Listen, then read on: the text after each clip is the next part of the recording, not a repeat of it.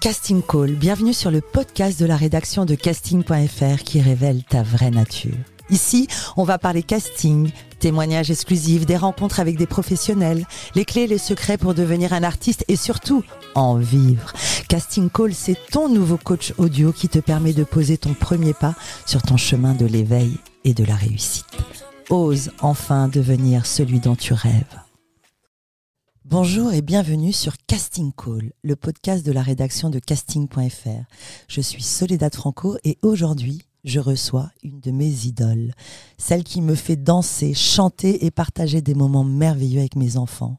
On regarde ses clips, on se brosse les dents en chantant. Ses chansons sont didactiques et entraînantes.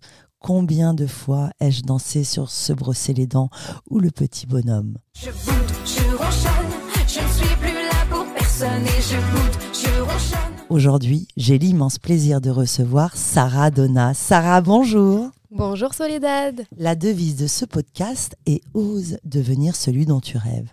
Qu'en est-il pour toi? J'ai osé, c'était pas prévu, mais je pense que je suis devenue celle dont je rêve. C'était pas prévu? Raconte-nous quel genre d'enfance tu as eu? Alors c'était pas du tout prévu que je sois une artiste dans la musique et j'ai toujours aimé chanter parce que j'avais une maman qui chantait beaucoup. Donc à la maison, on avait beaucoup, je l'entendais chantonner dans la maison. Mon père aussi était en chorale, donc c'était quelque chose qu'ils aimaient vraiment. On a baigné dans la musique parce qu'ils nous mettaient toujours de la musique, mais on n'était pas spécialement, on sortait pas en spectacle. J'ai d'ailleurs très rarement vu de spectacle, de concert, etc. Donc j'ai pas baigné là-dedans, plus dans le côté études. D'accord. Et alors, qui t'a donné envie? Est-ce qu'il y a une icône, un artiste qui t'a particulièrement marqué? Ta maman, elle écoutait quoi à la maison? Céline Dion, Jean-Jacques Goldman, c'était voilà. Aznavour aussi beaucoup. D'accord. Donc nous, c'était très chanson française. J'ai très peu écouté d'anglais. D'ailleurs, encore maintenant, j'écoute très peu d'anglais. J'aime beaucoup les mots.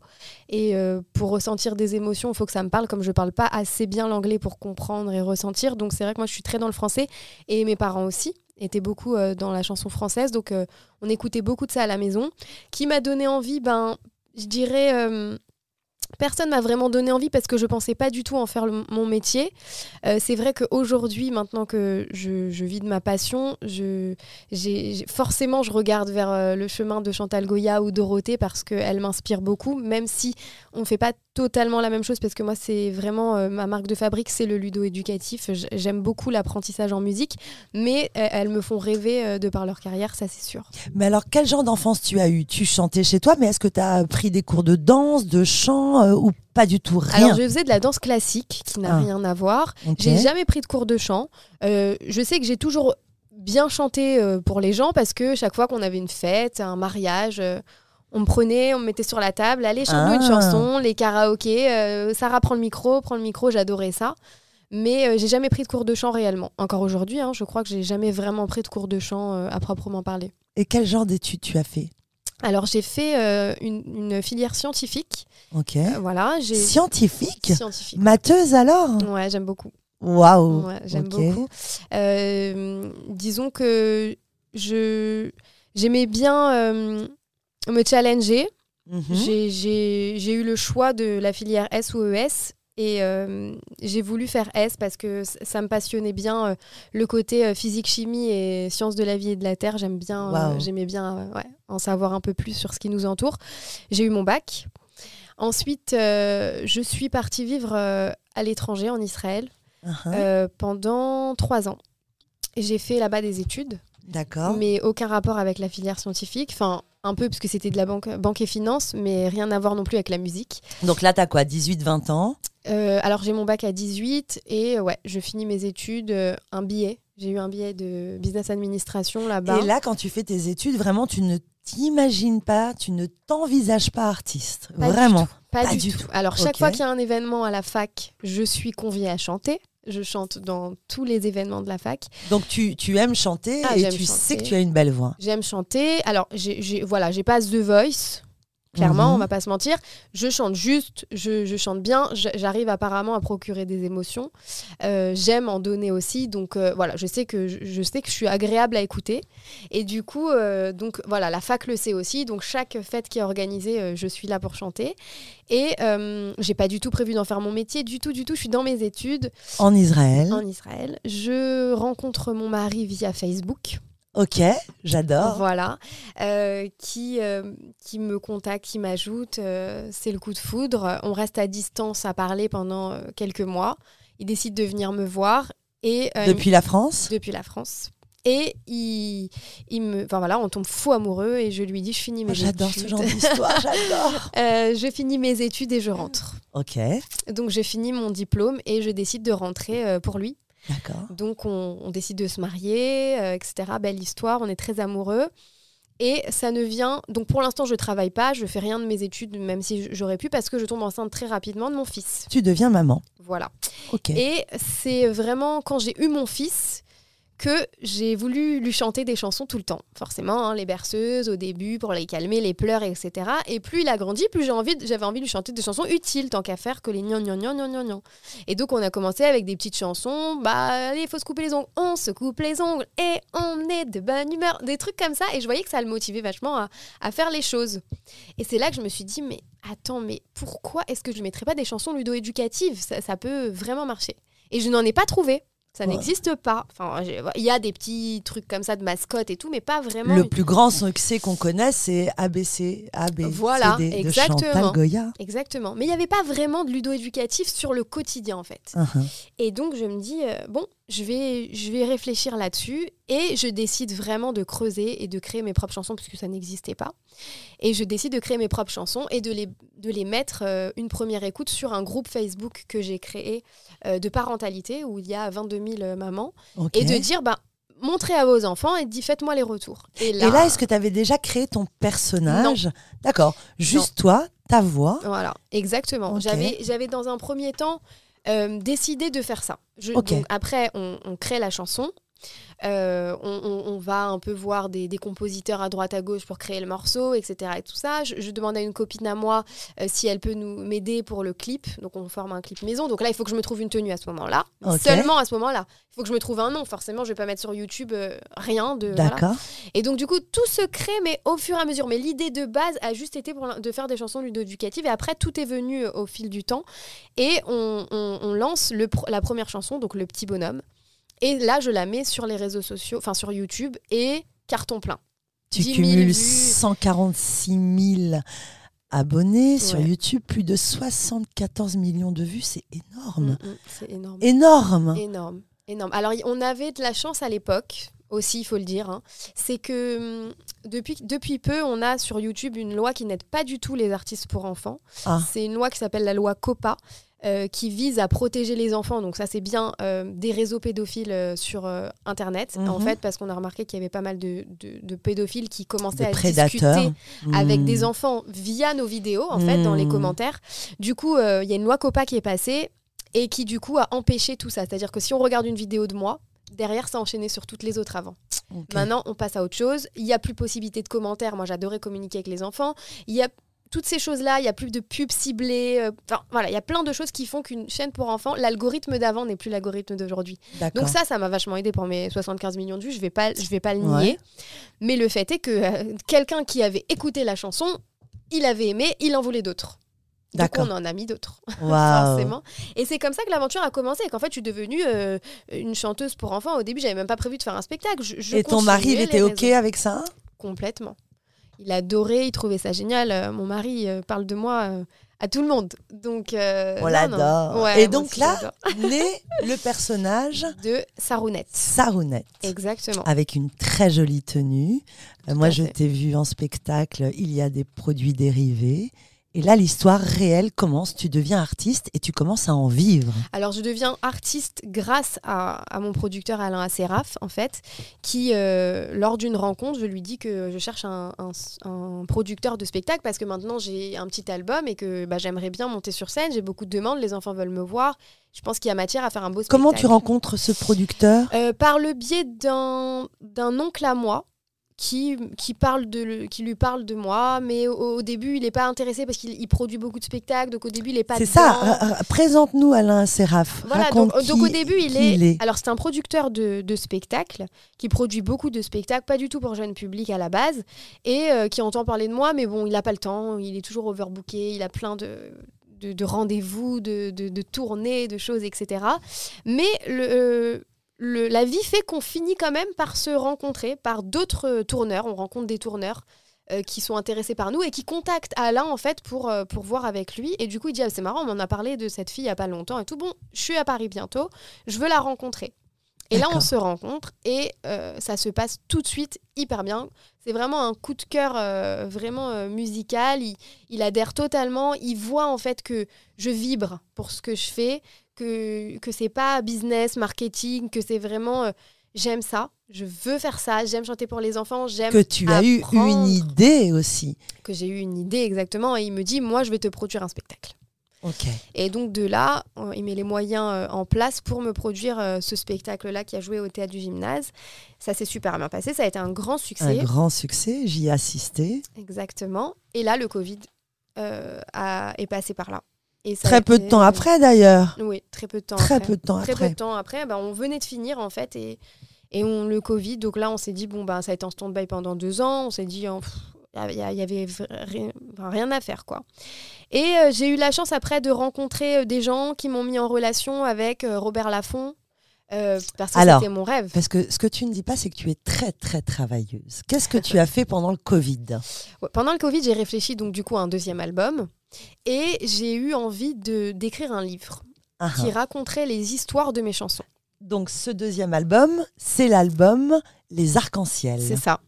Exactement, donc qui est moins ludo-éducatif parce que j'estimais que dans le premier on avait déjà abordé beaucoup de thèmes ludo-éducatifs, mais quand même on est plus sur les émotions. Moi j'appelle toujours ça du ludo-éducatif parce que pouvoir calmer une crise à un enfant, pour moi c'est du ludo-éducatif avec je boude, les jalousies, le gaspillage, les capitales, donc on apprend quand même dans cette chanson plus de 22 capitales.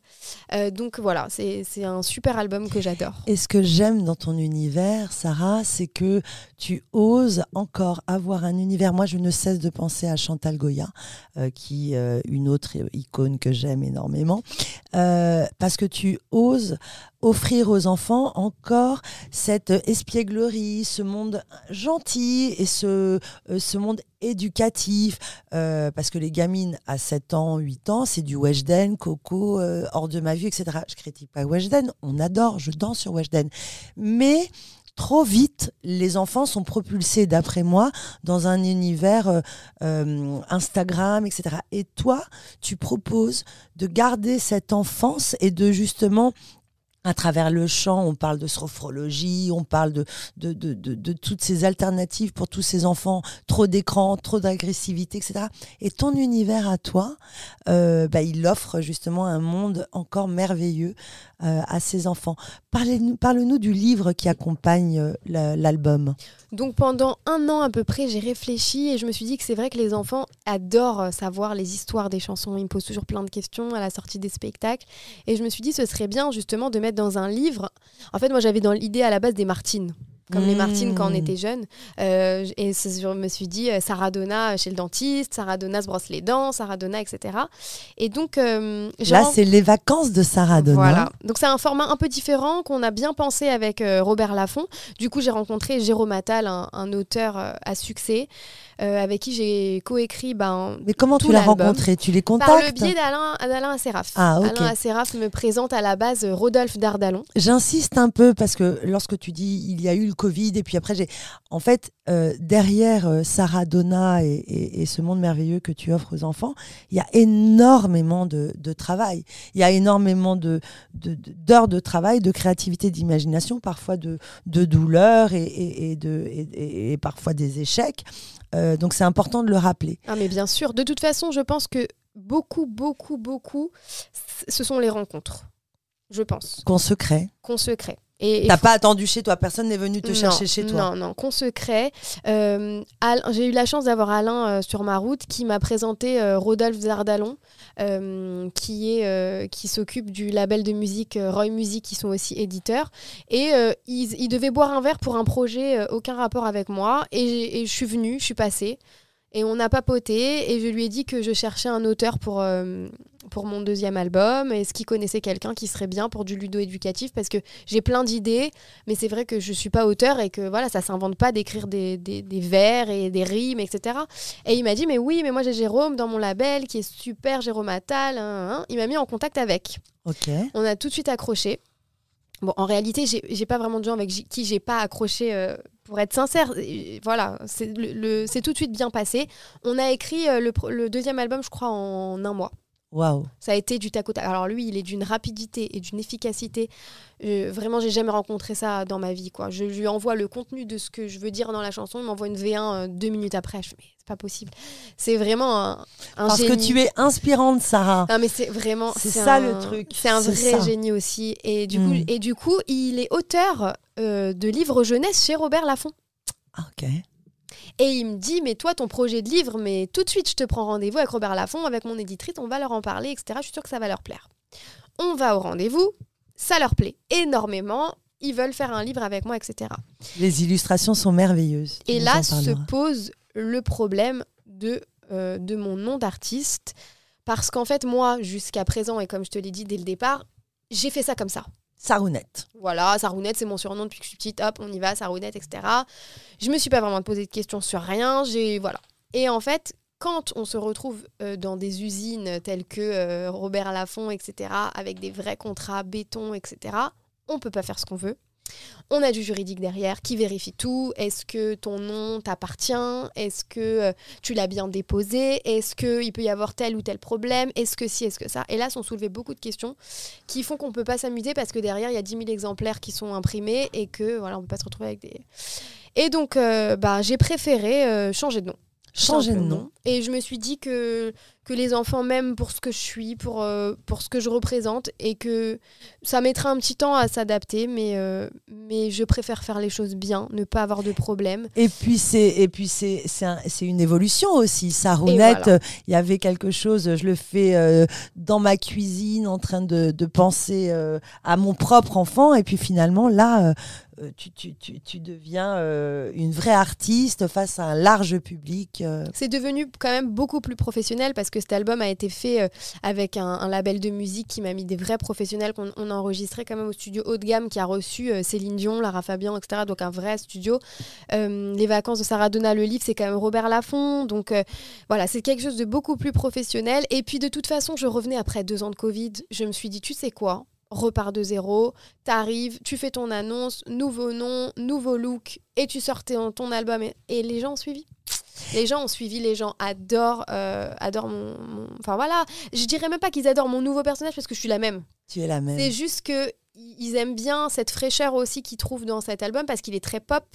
Les sonorités sont très pop. Ils adorent le contraste, mais attention, ils aiment aussi toujours mes anciennes chansons parce que voilà, c'est mon ADN, ça fait partie de moi. C'est ton parcours. C'est mon parcours. Voilà, je voulais parler ludo-éducatif dans ce premier album. Je voulais parler d'attacher sa ceinture, de ranger sa chambre, de se laver. Tout. Enfin voilà, je voulais aborder ça en musique et ce sont des thèmes intemporels qui vont me suivre pour toujours. Tu es très belle, je suis face à toi, tu es glamour. Et quand on a cette audience-là qui commence à évoluer et ça explose, est-ce qu'il n'y a pas un moment où on pète un peu les plombs et tu t'es dit attends, mais je vais plutôt aller m'adresser aux adultes Non, vraiment, ton intention, c'est les enfants, c'est une vocation? Alors, vraiment pas du tout. Les adultes ne m'intéressent pas. Vraiment, j'aime l'innocence des enfants. J'aime le fait que pour moi, ce sont des pages blanches, ils ont tout à écrire.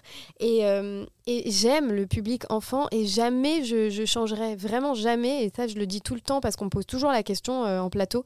Je changerai pas. J'aime m'adresser aux enfants. J'aime aussi penser qu'il y aura toujours des enfants. Alors, même si on me dit des fois, ah mais ça y est, ma grande, elle vous écoute plus trop et tout. Je dis, bah faites-en moi un petit. Un petit et voilà, il écoutera aussi les chansons. Donc non, moi c'est les enfants. Après, est-ce que je suis partie dans quelque chose où j'aurais pu perdre la boule, etc. Alors, je suis pas du tout à ce stade. J'espère ne jamais l'être. Je suis bien entourée. Je suis pas non plus Mais Madonna. c'est allé très vite. C'est allé vite. C'est quand même une histoire. Alors, c'est parce qu'il y a une vraie demande. Et finalement, nous, on vient d'une époque. Enfin, moi, je viens d'une époque où on avait plein d'artistes, Dorothée, Chantal Goya. Aujourd'hui, on manque un petit peu d'icônes C'est vrai. comme ça. Et j'aimerais parler de ton engagement aussi.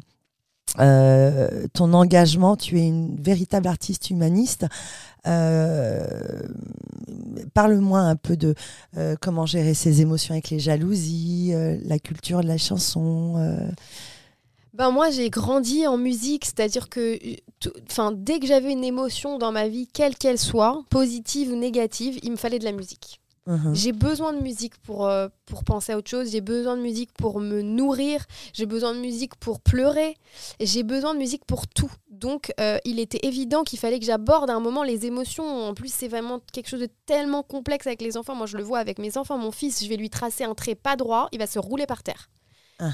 Mais je n'ai rien fait, Liam. Je vais gommer, tu vas recommencer. Dans leur tête, ils ne peuvent pas se maîtriser. C'est des émotions pas possibles qui sont...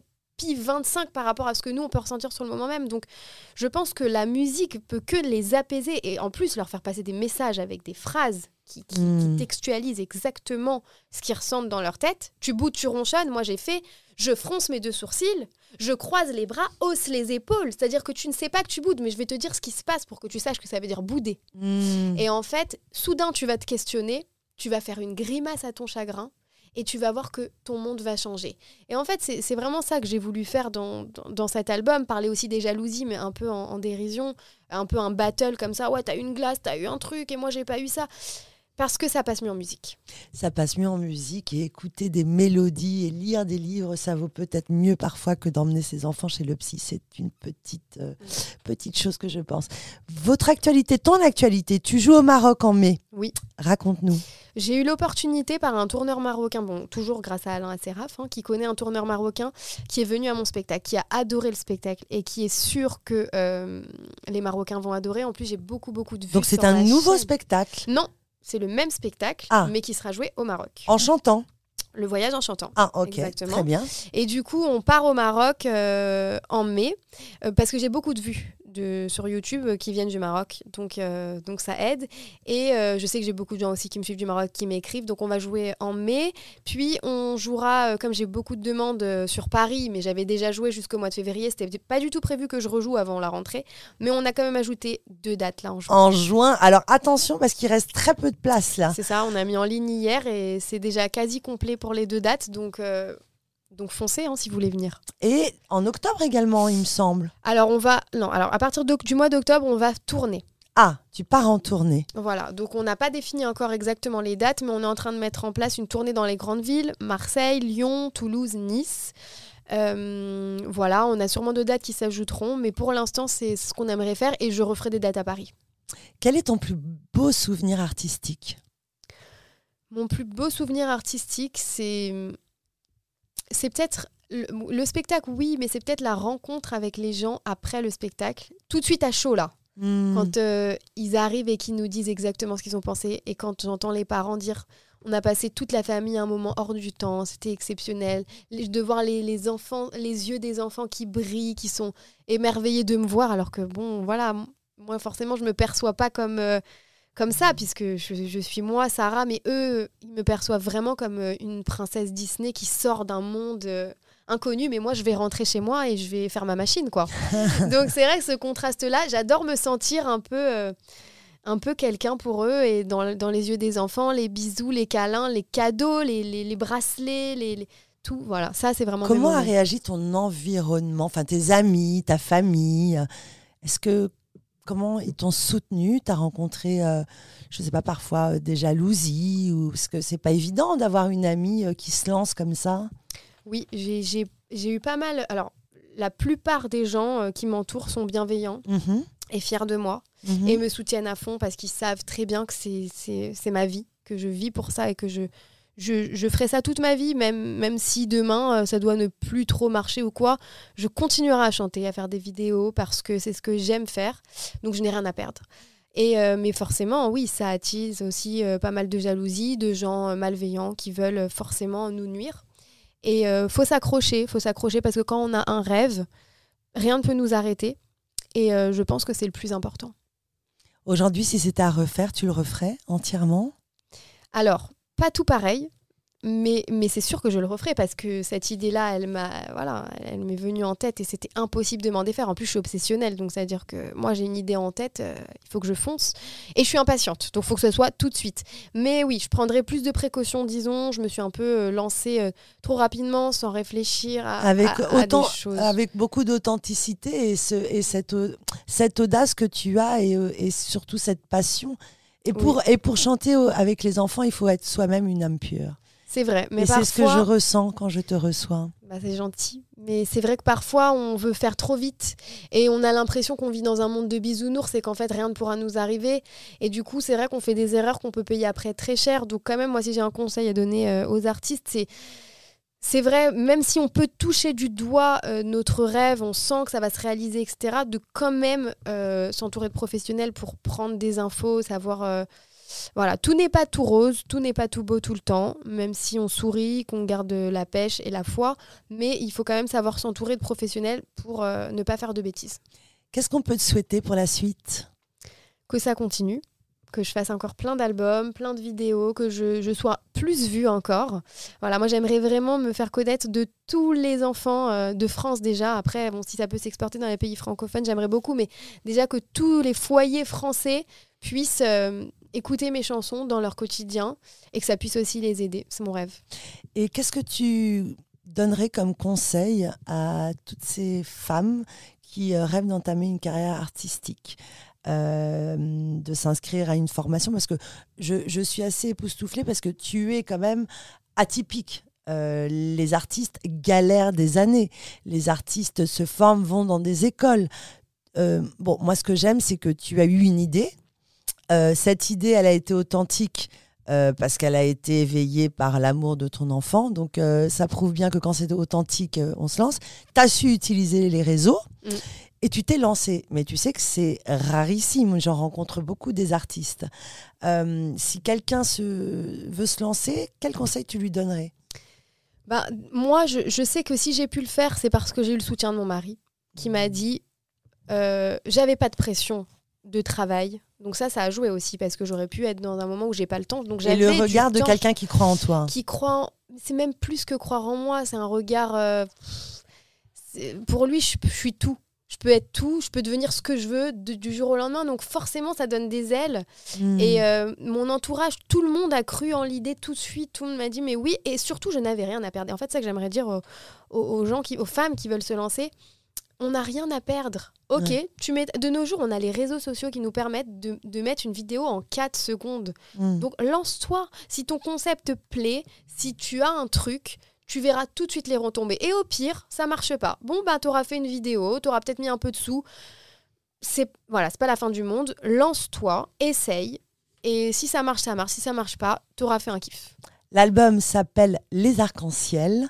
Le livre Les Vacances de Sarah Donna chez Robert Laffont. Et les 2 dates en juin, c'est le 11 et le 18 juin, au Théâtre Les Enfants du Paradis, dans le 9e. Dans le 9e, un très beau théâtre. On va même pouvoir monter sur scène avec toi, il me semble. C'est ça, exactement. Je fais monter quelques enfants sur scène pour une chanson bien précise, pour une surprise aux parents. Sarah, merci pour ces moments de joie. Moi, je vis avec toi. On vit avec toi à la maison. Et ce sont des moments merveilleux de partage qu'on vit avec nos enfants. Sarah, merci pour ce moment. Merci beaucoup de m'avoir reçue, ça me fait très plaisir. Et bonne route. À bientôt. À bientôt.